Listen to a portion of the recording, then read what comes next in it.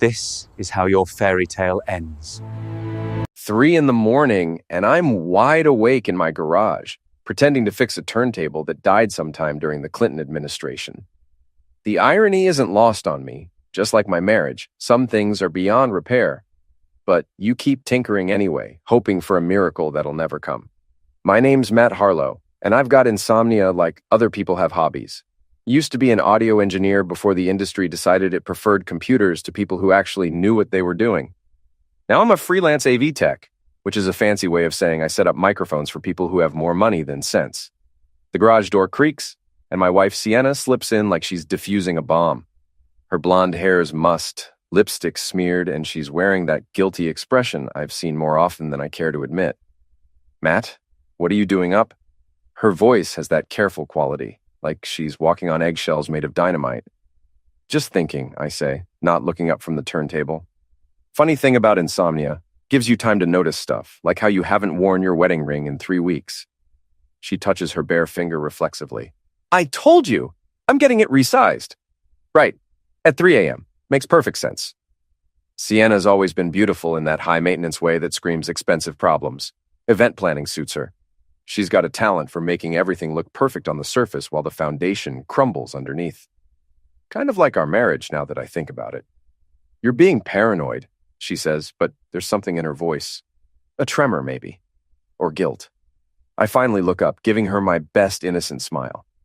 Am I? Because Mrs. Eldridge texted me earlier, said she saw you kissing someone in a blue Audi, but that's crazy, right? I mean, who drives an Audi in Maine? The color drains from her face like someone pulled a plug.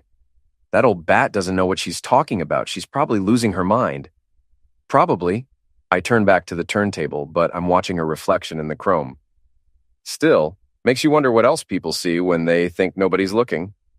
She leaves without another word, and I sit there in the silence, surrounded by broken electronics and the ghost of better times. The thing about being underestimated is that people tell you the truth without meaning to. They think you're too stupid, too trusting, too whatever to connect the dots. They're wrong. My phone buzzes. Text from Derek, my old friend who went from cop to private investigator when the force got too political for his taste. You still up? Got something you need to see? I text back, on my way. The lucky crab sits on the edge of downtown Portland like a barnacle on a ship's hull. Ugly, stubborn, and somehow essential. Derek's waiting in our usual booth, nursing a beer and wearing that expression that means someone's about to have a very bad day. Tell me, I say, sliding into the cracked vinyl seat. He slides a manila folder across the table. Your wife's been busy. Hotel receipts, credit card statements, the works. All legal, all public record if you know where to look. I flip through the pages, and it's like reading the obituary of my marriage. The Eastland Park Hotel every Tuesday and Thursday for the past 2 months. Always the same room, always paid for with our joint credit card. There's more, Derek says. The guy she's meeting? Colin Vance. Trust fund baby, drives a blue Audi, thinks charity work makes him Gandhi. Colin Vance. The name tastes like copper pennies. Wasn't he at Sienna's company Christmas party? The very same. Married to some pharmaceutical heiress, but word is he's got a gambling problem that would make Vegas blush. I close the folder and signal the bartender for a whiskey. So my wife's sleeping with a degenerate gambler who's married to money. That's actually perfect for her. What are you going to do? Nothing stupid, I say, which is probably a lie. But Sienna wanted excitement in her life. I think it's time I gave her some. The thing about revenge is that it's like audio engineering. Timing is everything, and if you rush the mix, the whole thing sounds like garbage. So I take my time, watch, and learn. Sienna's got a routine now. Tuesday and Thursday afternoons, she tells me she's meeting clients or scouting venues. Instead, she's at the Eastland Park Hotel, room 412, with Colin Vance. I know because I followed her there last week, camera in hand, feeling like the world's most pathetic private detective. But I got what I needed. Photos of them in the lobby, her hand on his chest, his mouth on her neck. Nothing explicit, just the kind of images that would make a divorce lawyer smile and a marriage counselor reach for the tissues. The irony is that Sienna's always been terrible at keeping secrets. She leaves receipts everywhere, uses our shared laptop for her personal email, and has the password discipline of a toddler. It's like she wants to get caught, but she's too narcissistic to admit it. I'm in the garage again, supposedly organizing my equipment, when she comes home from another client meeting.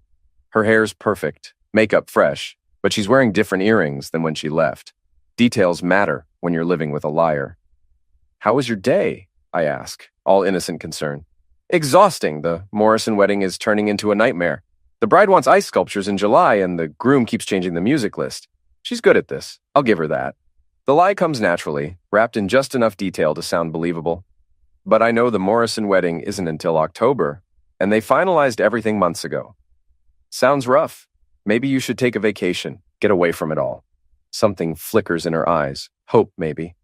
"That's not a bad idea. Lila mentioned this spa in the Bahamas." Lila, Sienna's best friend and partner in crime, a social media influencer who treats other people's business like her personal entertainment network. If anyone knows about Sienna's affairs, it's Lila. "You should go," I say. "You deserve it." She kisses my cheek, and for a moment, I almost feel sorry for her. Almost. That night, I'm at the Lucky Crab with Derek, planning my next move over cheap beer and cheaper wisdom. "You could just confront her," Derek suggests. "Show her the photos, demand the truth." "And then what? She cries, promises to change, and we go to couples therapy where she learns better ways to lie to me?" I shake my head. "No, if Sienna wants to play games, let's make them interesting." "What did you have in mind? Ever hear of the Streisand effect? Try to hide something, and you just make it more visible." I pull out my phone and show him Sienna's Instagram account. She's got 3,000 followers, mostly clients and wannabe socialites. Very image-conscious crowd. Derek grins. "You're going to out her publicly." "Not exactly. See, the beautiful thing about social media is that people destroy themselves. You just have to give them the right stage." The plan starts small. I create a fake Instagram account. Nothing dramatic, just a generic name with a stock photo. Then I start following Sienna's friends, liking their posts, building a digital presence. Social media archaeology, Derek calls it. Within a week, I've got access to a network of gossip that would make the CIA jealous. Lila posts everything. Her breakfast, her workouts, her thoughts on reality TV. But buried in the comments and tagged photos, there's gold. A picture from last Thursday. Lila and Sienna at some wine bar downtown, both looking guilty and giggly. The location tag shows it's 3 blocks from the Eastland Park Hotel.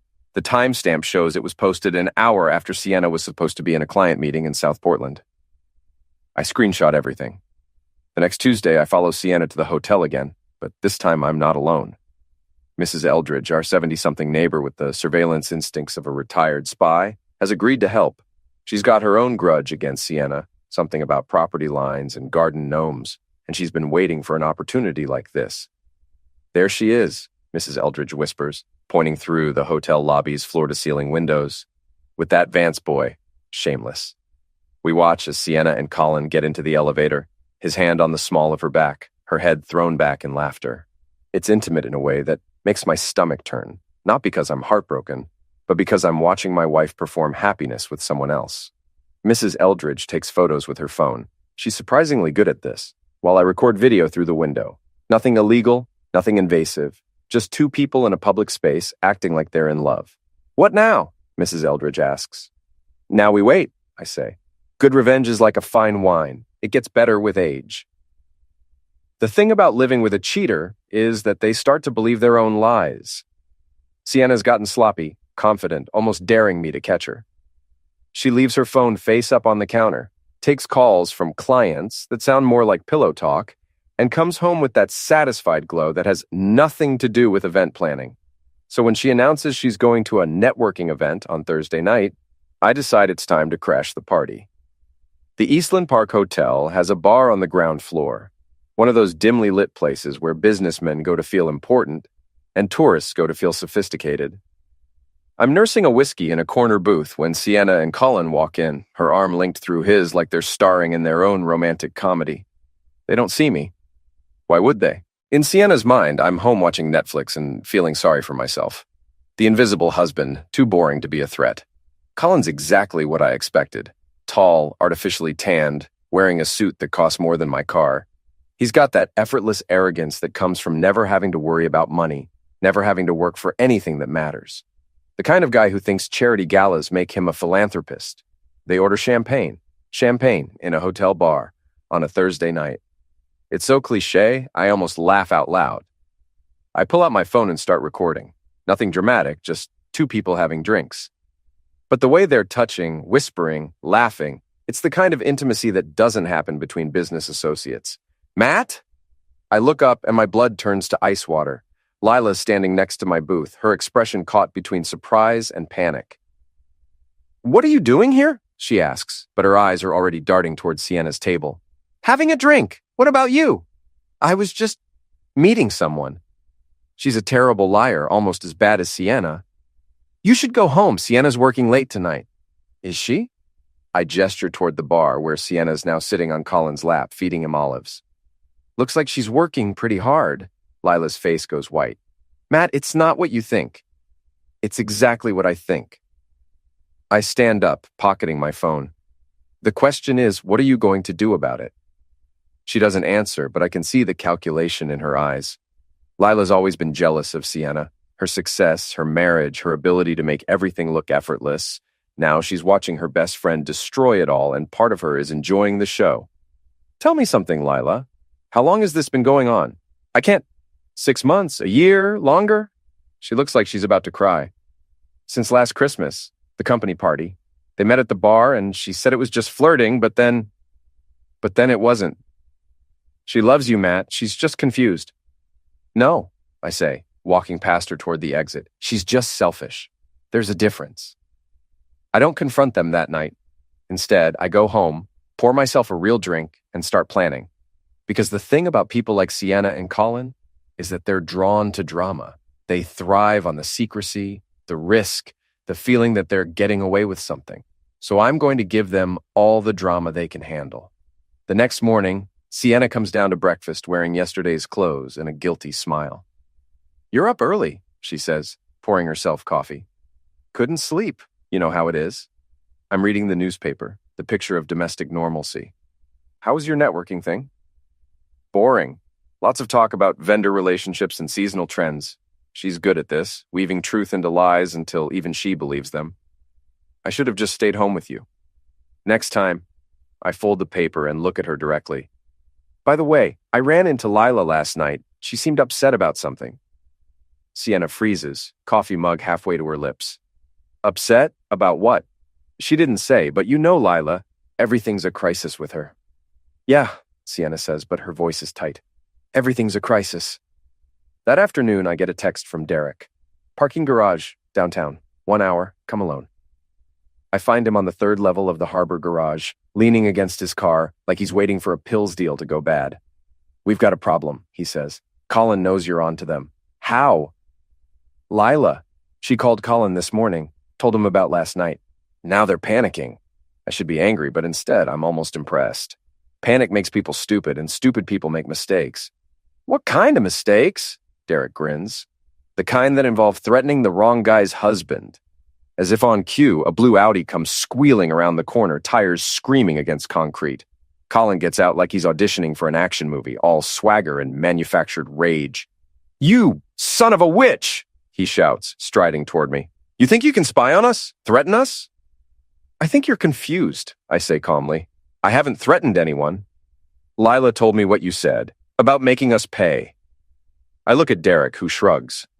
Apparently, Lila's got a talent for creative interpretation. Here's what's going to happen, Colin continues, getting close enough that I can smell his expensive cologne. You're going to forget what you saw, forget what you think you know, and let Sienna be happy for once in her miserable life. Or what? Or I'll make sure everyone knows what kind of loser she married, the failed engineer who can't even keep his wife satisfied. It's a good threat, delivered with the confidence of someone who's never had to back up his words with action. But Colin's made 2 mistakes. He's underestimated me, and he's forgotten that Derek used to be a cop. You done? Derek asks, stepping up beside me. Colin looks at him for the first time, taking in the scarred knuckles and the expression that suggests violence is always an option. This doesn't concern you, Colin says, but his voice has lost some of its edge. Actually, it does. See, Matt here is my friend, and when someone threatens my friends, I take it personally. What happens next is beautiful in its simplicity. Colin, realizing he's outnumbered and outclassed, tries to back down gracefully, but his foot catches on a concrete parking curb and he goes down hard, tearing his expensive suit and scraping his palms raw. Derek and I don't help him up. We just watch as he struggles to his feet, dignity draining away like air from a punctured tire.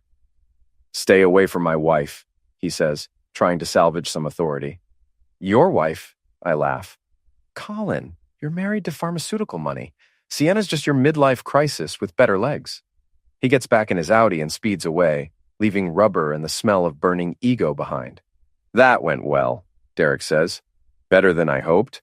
Now he's going to go straight to Sienna, tell her I'm dangerous, and she's going to have to choose between her comfortable lie and an uncomfortable truth. And if she chooses the lie, then I'll make the truth impossible to ignore." Sienna comes home that night like a storm front moving in from the Atlantic, all dark energy and barely contained violence. She finds me in the kitchen making dinner like nothing's changed, like her whole world isn't about to collapse. "We need to talk," she says. "About what?" I don't look up from the pasta sauce. "Your networking event? How's that seasonal trend analysis coming along?" "Cut the crap, Matt. Colin told me what happened." "Colin?" I turn around, giving her my best confused expression. "Who's Colin?" The mask slips then, just for a second, and I see the real Sienna underneath. Calculating, cruel, absolutely certain that she's smarter than everyone else in the room. "You followed me," she says. "You've been spying on me." "Have I?" That's a pretty serious accusation. I turn back to the stove, stirring the sauce with deliberate calm. "I mean, if I was spying on my wife, I'd probably have evidence. Photos, maybe. Video. The kind of stuff that would hold up in divorce court." She goes very still behind me. "You wouldn't what? Divorce the woman who's been cheating on me for months? The woman who's been using our joint credit card to pay for hotel rooms where she screws her boyfriend?"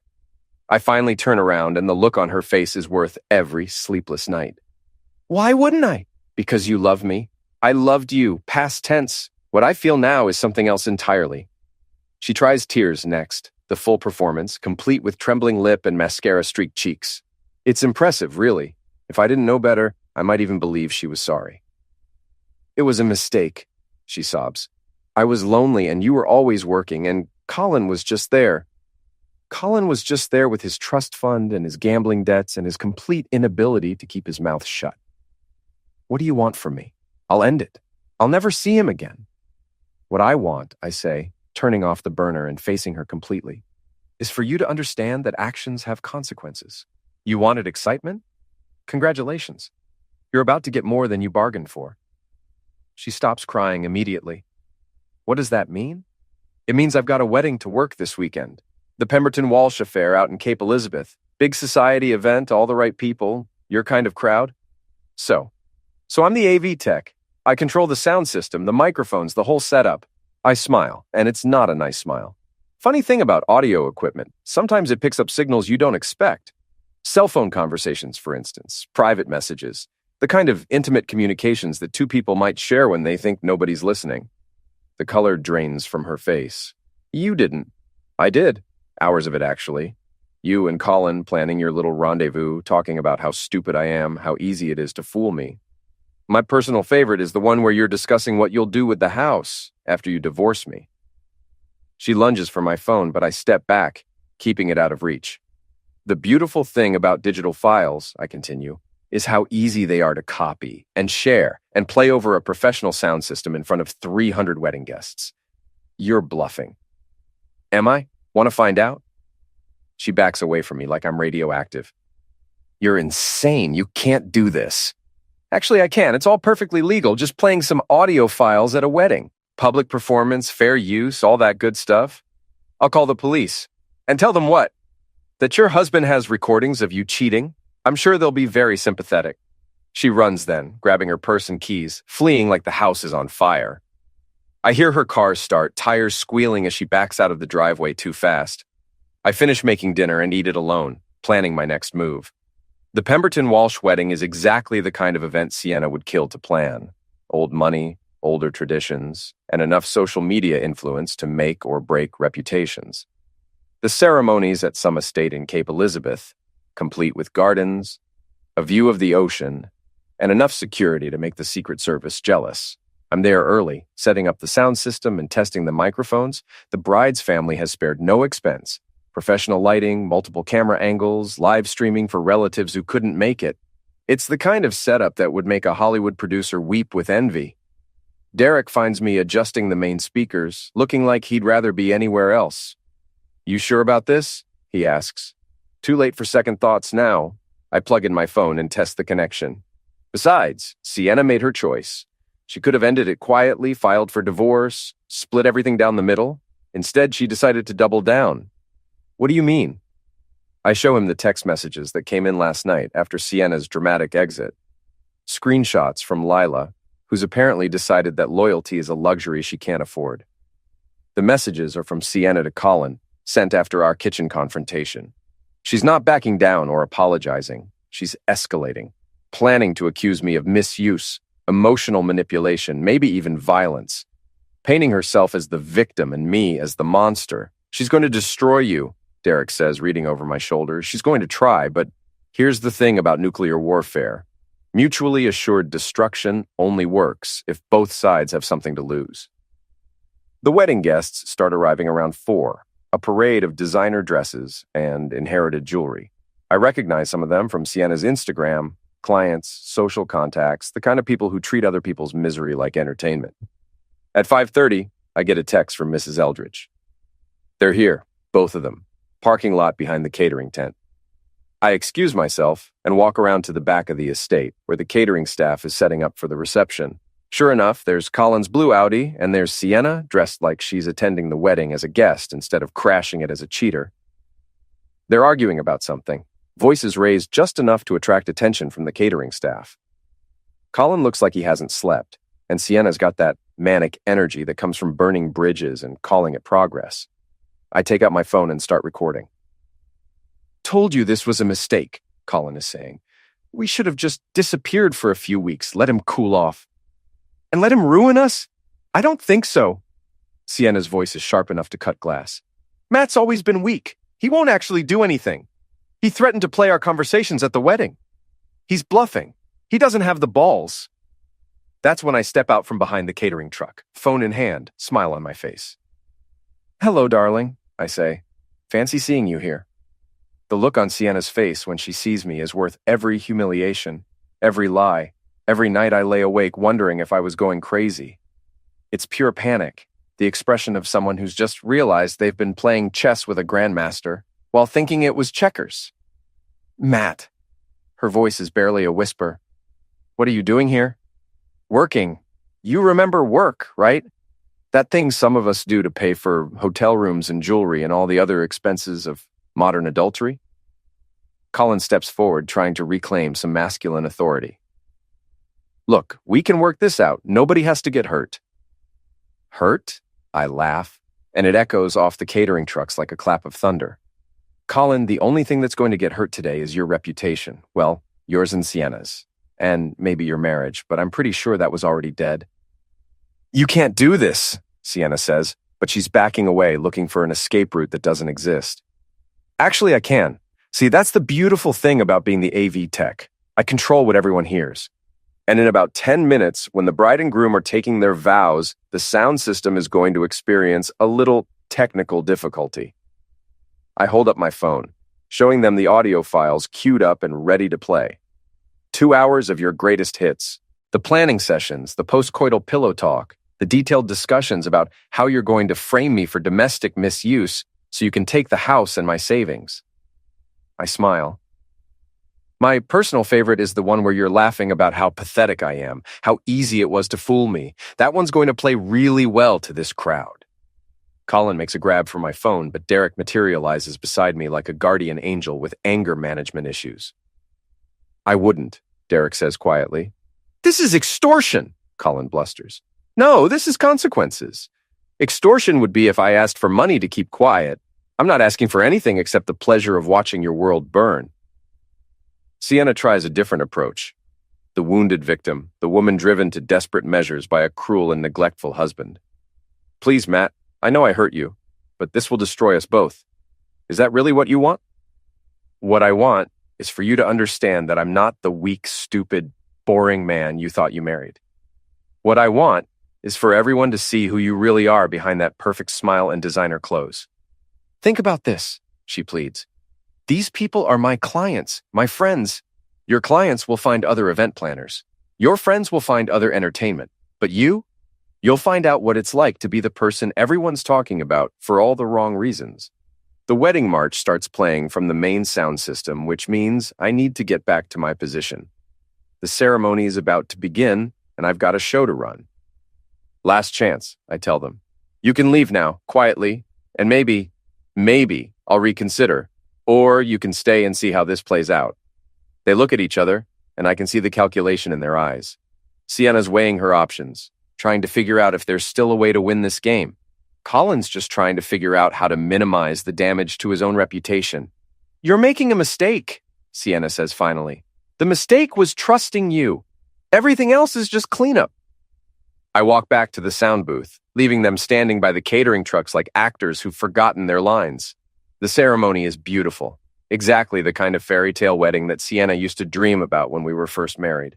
The bride's radiant, the groom's nervous, and 300 guests are witnessing the beginning of what everyone hopes will be a lifetime of happiness. I wait until the vows are finished, until the rings are exchanged, until the officiant asks if anyone has any reason why these two should not be joined in marriage. That's when I hit play. Sienna's voice fills the garden, crystal clear through the professional sound system. God, Matt is so pathetic. He actually believes I'm working late. I could probably bring Colin home and he'd offer to make us drinks. The reaction is immediate and devastating. 300 heads turn toward the sound booth, then toward Sienna, who's standing frozen by the catering area like a deer in headlights. But I'm not done. Colin's voice comes next. When are you going to leave him? I'm tired of sneaking around like teenagers. Soon. I just need to set things up right. Maybe claim he hit me or something. Judges always believe the woman in domestic cases. The garden erupts. Guests are pulling out phones, recording everything, posting to social media in real time.